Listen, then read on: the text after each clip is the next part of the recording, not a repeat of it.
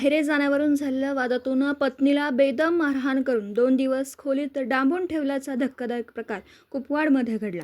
या प्रकरणी पती सनी दिवाकर मोहिते वय वर्ष 49 राहणार सुवार्ता थिएटरजवळ बामनोळी रोड कुपवाड यांच्या विरुद्ध कुपवाड पोलिसात गुन्हा दाखल झाला।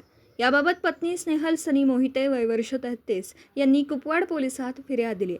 पोलिसांनी दिलेल्या अधिक माहितीनुसार पत्नी स्नेहल मोहिते सोमवारी दिनांक 6 रोजी आपल्या पतीला माहेरी जातो असं सांगितलं असता पती सनी मोहिते यांनी माझ्या वडिलांचा अपमान झाला आहे, तुझ्या भावाने माफी का मागितली नाही या कारणास्तव पत्नीला पट्ट्याने बेदम मारहाण केली व तिला 2 दिवस एका खोलीत डांबून ठेवलं। तिच्या जवळील mobile phone, ATM card, bank passbook, पैसे काढून घेतले। शनिवार दिनांक 11 पत्नी स्नेहल मोहिते यांनी कुपवाड पोलिसात धाव घेत पती सनी मोहिते यांच्या विरोधात कुपवाड पोलिसात तक्रार दाखल केली। सदर घटनेची नोंद पोलिसात झाली असून कुपवाड पोलिसांनी पती सनी विरोधात गुन्हा दाखल केला।